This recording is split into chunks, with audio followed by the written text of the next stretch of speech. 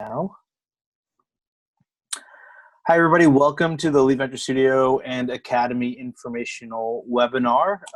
My name is Asad Butt, and I am the Director of Business Development at Kinship. My title changes almost on a weekly basis. And joining us is Amy. Amy, you want to say hi? Hello. Amy's the Executive Director of the Michelson Found Animals, and she'll also be answering your questions and leading the discussion as well. Just a little bit of housekeeping as we're going through this. It's going to be about a 30-minute presentation, and then we'll have 15 to 30 minutes of Q&A, so definitely ask your questions. You can ask them at any time while we're presenting in the chat window. We're going to mute you. If you can mute yourself, actually, that would be great. Sometimes there's some background noise. It looks like there's not too many of us, so we might even open up the mics for questions when we get to that point. And then, as I said before, the session is being recorded. And as you're joining, if you haven't already, just put your name and where you're from and your company, if you want, in the chat window. So it's great for people to connect with each other. And so, welcome. We're going to be talking about Leap Ventures. So Leap Ventures is basically an organization that is here to help you. We are trying to promote meaningful growth, Mars Petcare and Michelson Found Animals Foundation. And really we created this a couple of years ago because we realized that the support systems for pet care startups were underdeveloped, and we wanted to fill that void and help you get to the next level. And so we're here to talk today in depth about our two main programs. One is Leap Venture Academy, and the other is Leap Venture Studio, and we're going to dive deep into both of those. And so definitely ask us questions along the way. As I mentioned, it's a partnership between Michelson Found Animals and Kinship, which is a division of Mars. And Amy is going to chat a little bit about what Michelson is all about. Great, thank you. Hello, everyone. It's fantastic to see you and hear you hopefully later. We're a nonprofit in name only. It's our tax status. It doesn't reflect how we do business. We actually have two different social enterprise businesses within the foundation. One is a national microchip registry. That's actually a technology product, about 1 million lines of custom code on top of a NetSuite base. And then we've got a retail business here in Los Angeles, retail adoption centers. And then beyond that, we do grant making and philanthropy. We do policy and thought leadership work. So we are really an odd beast with a lot of different programs. And what we bring really to the Leap Ventures equation is that through our microchip registry, we have millions of pet owners in our database that we email and that we talk to. And we are always listening to them and looking for things that will enrich their lives with their pets. And then because we run retail stores, we also see what people are buying. And we have pets and volunteers and testers galore because we are knee deep in animals every day. So if anyone ever needs a kitten, call me. If you ever need a taste test with kittens or dogs or any of that, we are here for you. Awesome. Thanks, Amy. Oops. Wrong way. Oh yeah. So, do you want to talk a little bit? You talk a little bit about this one, okay? So in Los Angeles, we have programs that are in Los Angeles that we don't have nationally. So that's where our two locations are, where we have our adoptable dogs and cats, where we have our staff. We have about 850 active volunteers the last time I looked, and two different retail locations with two different demographics in the neighborhood. So those are the things that we can offer in Los Angeles. And plus, if you're then opening a business in Los Angeles, we're very deeply embedded in the community here. And then nationally, we've got, as I said, those millions of pets and owners. We send a ton of emails, a ton. We have a welcome newsletter that gets a great open rate where we feature a lot of products and services.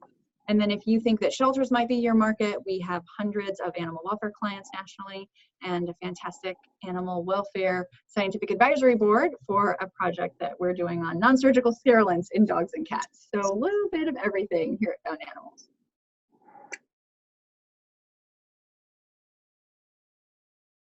I don't know how you. Never a dull moment.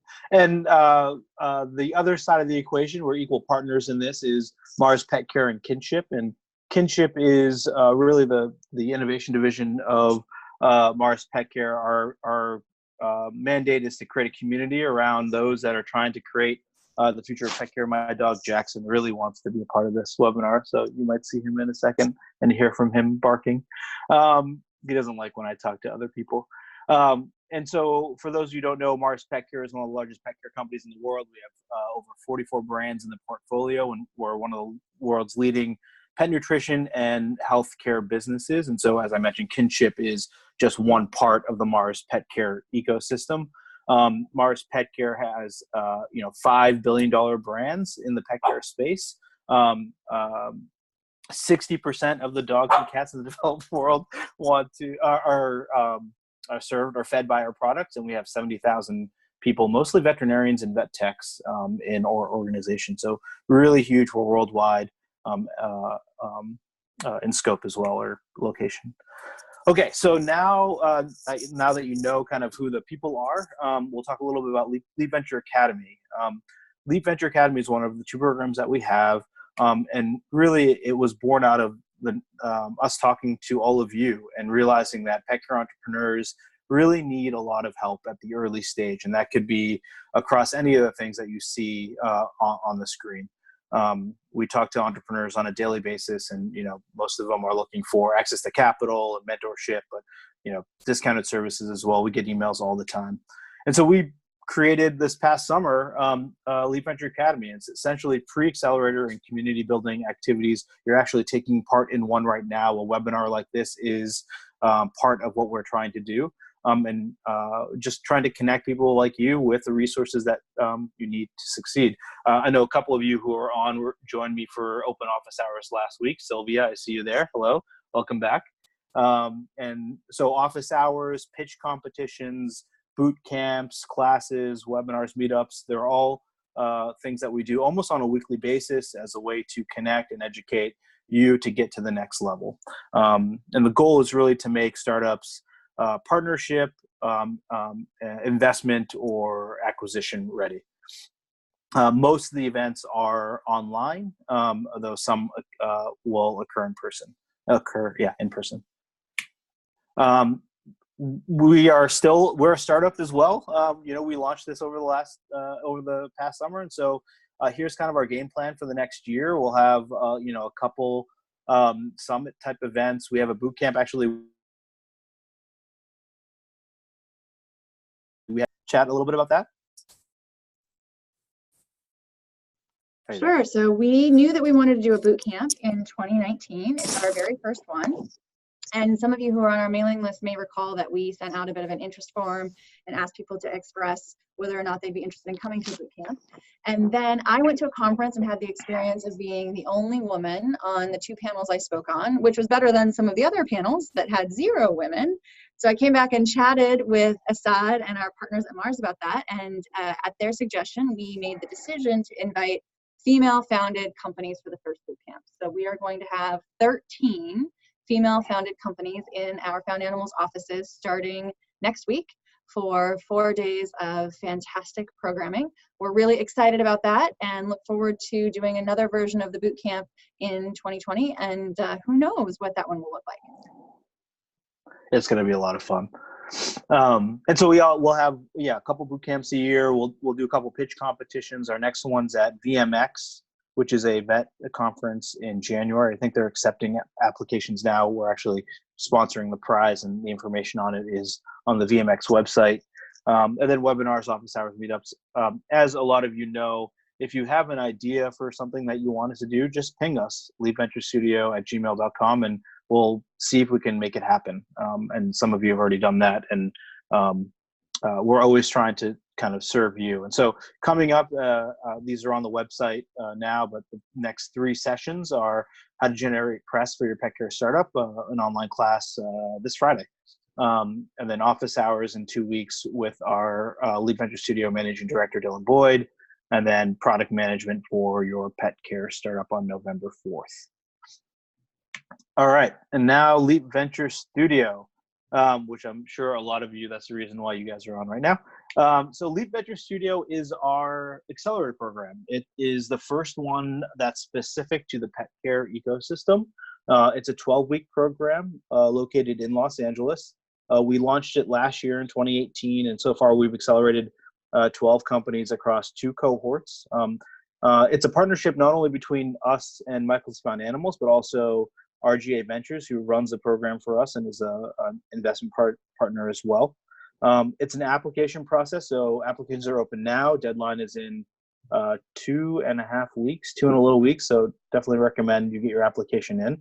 And it's open to anybody across the world. The next program is in February, but decisions will likely be made, in the next month or so, a month and a half, to make sure that people have enough time to plan to be here for the program.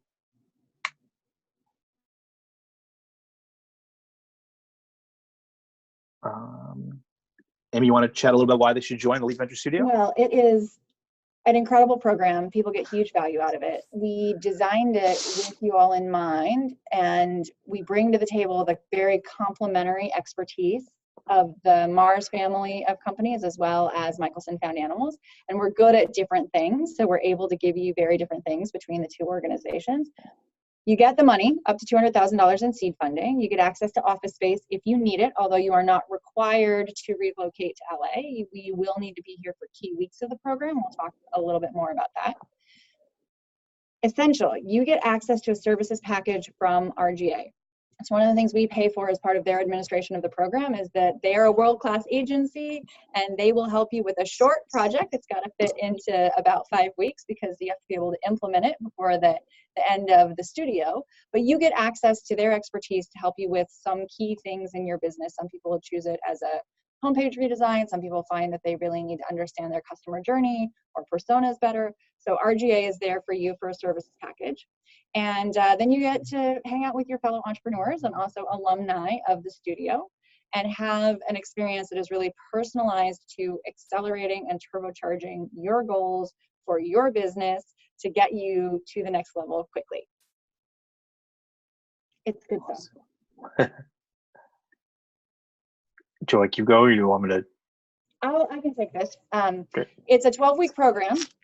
And the way it breaks down is that the first month, we are really getting to know you and getting under the hood with you and trying to understand what stage is your business at, what are your biggest challenges, and how can we plan to help you with those challenges. So it's a more intensive time commitment for you, particularly those first 2 weeks, which do need to be in person, because this is what sets up the entire 12-week program and beyond, so that we have a plan that is really going to be specific and customized to your needs.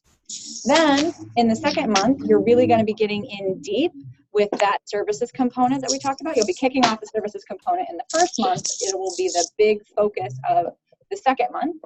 You'll also have weekly webinars with cute dogs and mentors to help you. The dogs are some of the best supervisors in the program, to help you work on your key issues. And so even if you are remote, there is the expectation that we see your bright and smiling faces on a Zoom webinar at least once a week, and that you have ongoing office hour access to us.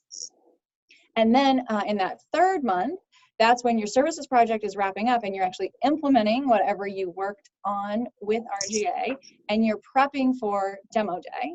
And our demo day is, it's investors in the room, it'll be press in the room. We've actually got something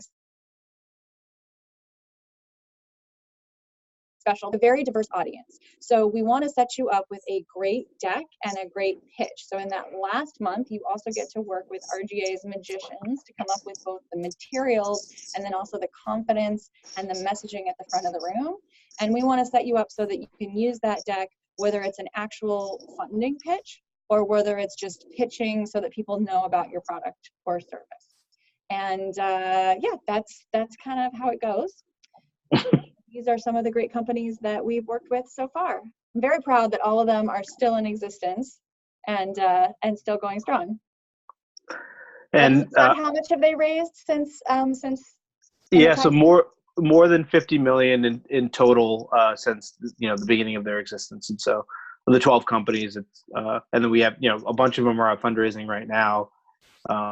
We have 2 international companies of the 12 represented, so it's definitely a focus for us to continue to support international entrepreneurs, and a wide mix of different types of products, nutritional products, platform plays. There's a CBD company in there. Just an FYI, we'll send you this deck afterwards, so you'll have access to kind of look them up if you want to as well. You want to talk about the benefits? You go right ahead. So, yeah, the benefits of being a part of the program is, I think the biggest thing is that you develop long-term relationships with us. And just this morning, I answered a couple emails from startups that went through the program a year ago. We become a part of your company. We're literally invested in your success. And so we continue to support you, probably not in the same intensity as during the program, but certainly you can reach out to us at any time. You get access to mentors and advisors during the course of the program. Again, people who are really committed to your success and helping you get to the next level. You develop a really close relationship with other companies in the cohort and alumni as well, and other companies in the pet care space that are also kind of friends of the family. You get access to the global pet care market. I was just talking with one of the Mars Pet Care divisions in France who really wants to host all the startups for a couple days next year. We'll see if we can make that happen. Yeah, Amy, are you ready to travel internationally with Elliot? I don't mind a couple days in France. Southern France too, even nicer. Specialized classes and workshops, and the world-class design project that Amy mentioned. Really, like, our job is to help you get the resources that you need. You can kind of go through this, but just examples of the type of support that we gave to the startups in our first mix, introductions to people across the Mars Pet Care ecosystem, access to MFAs, marketing and social media expertise, and expertise in the shelter space, the RGA design projects. So it was across the board a number of things. Basically, you get out what you put into this program, for sure. And just to give you an idea, will you go back for 1 second? So yeah, sure. This was our first cohort, and just to give you the proof that it's not just the 12 weeks of the program, we're still doing social campaigns with Animal Biome. We're carrying the new Wild Earth dog food product in our retail locations. So it's not that it's 12 weeks and then it's over. It's that the 12 weeks is the kickoff. Certainly. And so what are we looking for? I wish that this was more scientific, but I think most of the companies that we accepted to the program, I was talking to Sohail at the beginning of this, so you might have heard, but most of the companies that come in have a product in the market with traction, with revenue. I would say that's probably 75% of the companies that come into the program. And then I usually say about 10% are kind of MVP stage or a little bit beyond, but that's a team that we believe in that can accomplish the goals, and maybe they've done it before. And then maybe 10 or 15% are companies that are doing significant revenue and traction, but really want to tap into the pet care expertise that MFA and Mars brings to the table, and so are willing to come into the program and realize the value that we provide for them. Amy, anything else you want to add to this? Well, I think that the large enough for the team to allow the founder to focus is important. Yeah. As you saw a few slides ago, there are going to be weeks when we want 20 to 30 hours of your time for the accelerator program. And as Asad said, you're going to get out of it what you put into it. So one of the challenges we have seen and learned from is that very early stage companies with small teams, it's really tough for 1 or 2 people to give up that kind of time to focus on the program and also keep the business running. And so if you are too early, you may not be a great fit for this because you simply won't have the time to pull away from running the business to do the program to improve the business, if that makes sense. Certainly. Yeah, totally. And then in terms of the company, we're looking for things that are unique, things that are really going to impact the pet care space. We're looking for a team that's coachable, and someone that can take advice and really move the needle on their company, and something that has potential for a big market. We're not looking for in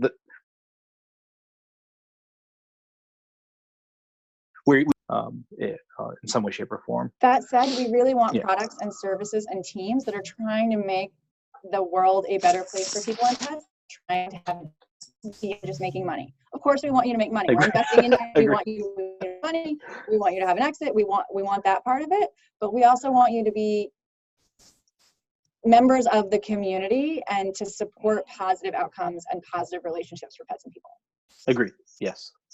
And solid point for sure.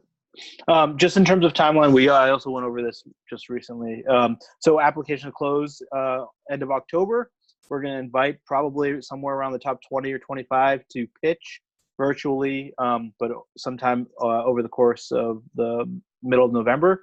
And then we'll make our final kind of decisions in the middle of December. Hopefully we'll finalize agreements by the end of the year, maybe trickling over a little bit into the new year. And the program will start in February with a planned demo day on May 7th. And it's looking like that May 7th demo day might actually end up being in New York as opposed to Los Angeles. And then these are just some at a high level, kind of some of the focus areas that we put together last year. And if you don't find yourself on this list, don't worry about that. Still apply, because these are just kind of high level things. We're always looking for, innovative companies across the board in the pet care space. But people always ask me what type of companies you're looking for. We wanted to put this together for you. The most common errors, definitely read this in depth. We will, everybody, so there's probably a group of about 10 people that will be reading your applications. Everybody approaches it differently. Me, I go right down to downloading your deck and going through your deck first, and then going back and reading through the questions, your application questions. Most recently, I actually noticed that I'm going directly from the deck to reading about the diversity and inclusion question that we have on our application. Amy, how do you read the application? I'm similar to you. I go to the deck first, but then often the second place I go is to your website. Because once I've read the deck, I'm like, ooh, I'm excited about this. Now I want to see the in real life manifestation of what's in this deck. Obviously, I care about the diversity and inclusion question too, but I do kind of jump around. Yeah, I think everybody kind of approaches it differently, and there's some people that will spend 5 minutes reading an application, and there will be others that spend an hour reading your application. And I think you just have to be answer the questions as best you can. And we realize that you're startups and you're not going to have all the answers, and it's okay to say that you don't have the answer right now. Yeah, better to answer with as much information as you have and to submit an application than to get hung up because you can't fully answer a question or you don't know what we're asking. We get that you will be in different places and you may not always have perfect information for everything we're asking. Do you want to talk about the team, Amy?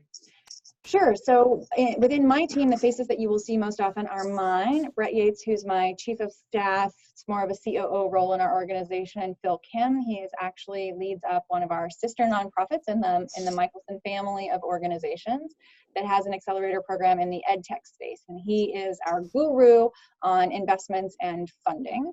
And so he'll bring a lot of that content to the table. And then aside from this group, we have an entire marketing team. And so for the companies in the cohort, you'll work with our marketing team on a variety of things. And then from the Kinship side, myself and Ben are probably the people that you'll see the most. And Ben is the head of ventures at Kinship. He was the former CEO and founder of Whistle, the GPS tracker for pets. And then Winston Wong, who's the head of, I guess now he's a different title, but head of business development for Kinship as well. And then RGA brings their team to the table as well. These are the four faces that you'd see the most. Dylan is our managing director and the one that startups talk to on a weekly basis. And he still talks to companies on a weekly basis from our first and second cohort. And so he has office hours coming up if you want to sign up. Correct. On the 28th, he'll take a couple days before the application is due. So certainly if you have any hangups or questions, jump on. They're open office hours. Anybody can join and ask a question similar to what we did on Friday with myself or with me. And then this is just a graphic that we put together to help startups think through kind of where they fit in our ecosystem. And so as you can see, we're ideally looking for startups that have at least 100K around 100K, minimum 100K in yearly recurring revenue. to be considered for the Leap Venture Studio. Again, there's no hard and fast rule, but that's kind of where how we see the delineation between academy and venture studio. And with that, we'll take some questions. And it seems like, feel free to either type it in, or if you want to jump off on mute and ask a question, go for it.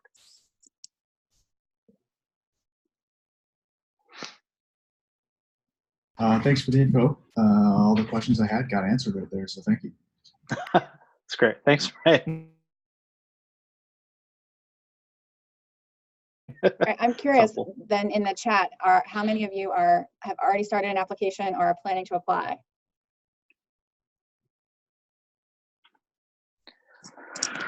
Oh, Marty. Okay. Yeah.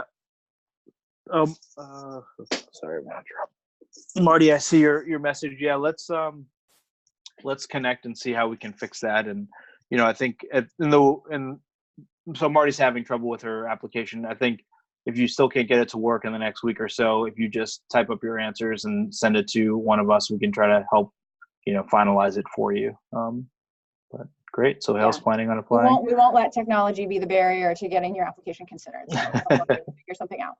Yeah, totally. Ben, Lucia. Oh, great. Yeah. Excellent.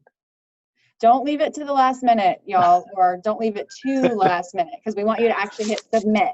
Yeah, that's the truth. If you're anything like me, procrastination. And then you're like, oh, I can do this in 2 hours, and then you're an hour and 59 minutes into it, and you're, oh crap. Assad, one just quick question. You mentioned 100K in ARR. Yeah. Target. Okay. Well, so again, it's not a hard and fast rule, but I would say that that would be, that helps prove that you have traction and that you have revenue. But it all depends on, how long you've been in market and all sorts of stuff. But, got it. Sounds good. It could be that your startup is more focused on users at this point as opposed to revenue. So, that could, we take that into consideration as well. Okay, thanks.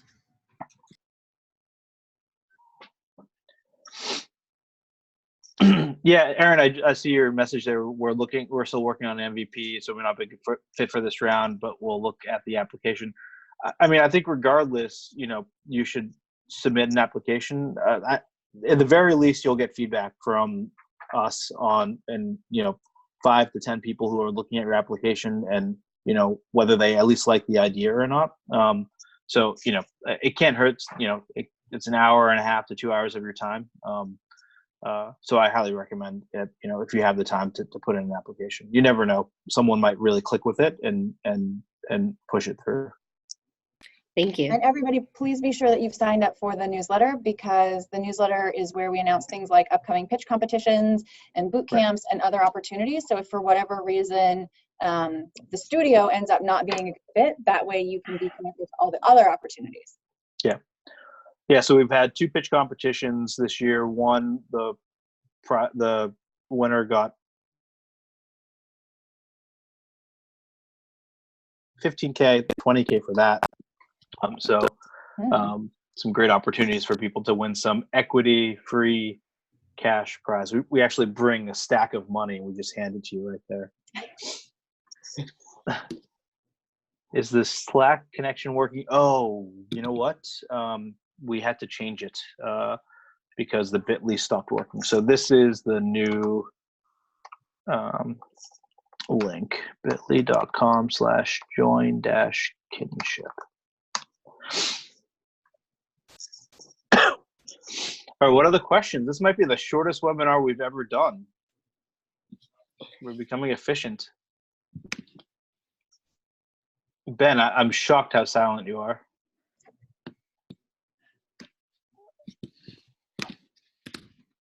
What's been the most common vehicle for investment for you guys? I think most of them have been convertible notes. Yeah. Yeah, right, Amy? I think that's... Yep, most of them have been convertible notes. Yeah. Okay, thanks.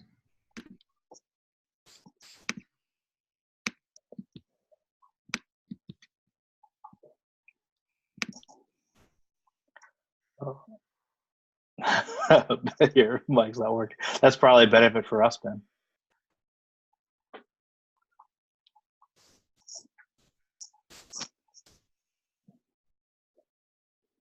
Apparently it's a long question.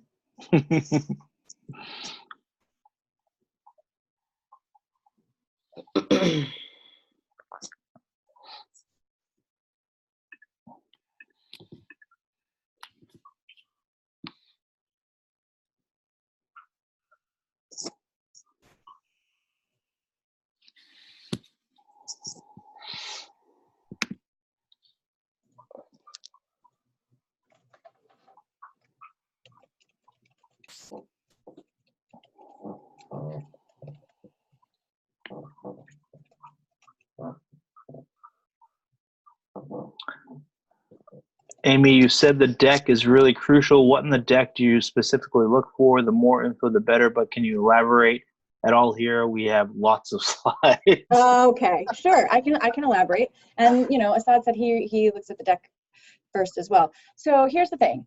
I want to know what makes your product or service different and unique and defensible. What makes you tick. So what I get frustrated about is when I see decks that are sort of generic and blah, and then we make billions of dollars, versus giving me a little bit more insight into how you plan to do that and why you're better than your competition. Is that helpful? So it's me, of course, I like seeing your revenue projections and knowing who's on your team, etc. It's really understanding what makes you unique and different, what makes you stand out, what is your value proposition that we're going to invest in and work with you on to have your company succeed.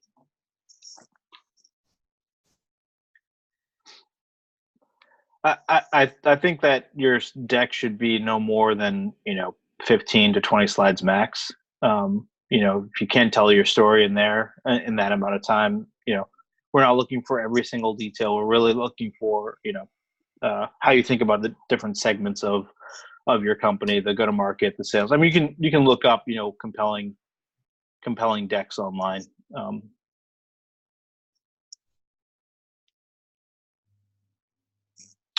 Antonio, did we answer your question? I'm just going back. It says going to apply. I just need a clarification on what it is you guys look for. Thanks. Is that a question or is that we already answered that question? I hope we covered it. I think we covered it. Great. Yeah, that was an answer. You guys got it covered. I was just curious on whether the key points that you guys hit for, looking in the application. Yeah. So I could kind of better grasp if we are, a good fit. But you guys covered that. Thanks. Great. That's awesome. Yeah, I would say that for a lot of people, they underestimate the competition. In my past accelerator program that I ran, the funny story was that there were 3 companies in our accelerator applications that we were looking at. All of them said that they didn't have any competition at all, but all 3 of them were competing with each other. And so just kind of understanding your space and how you're different is to me is a big thing that you should focus on. The general you, not just you, Antonio.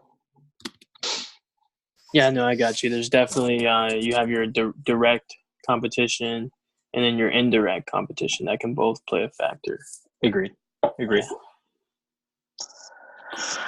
All right, everybody. If there's no more questions, I'm going to stop recording and then I'm just going to hang out for 10 minutes if anybody just wants to chat at all before I got to go. So thanks everybody for your time and for joining us, and look forward to reading your applications. Yep. All right. Thank you both. Thanks.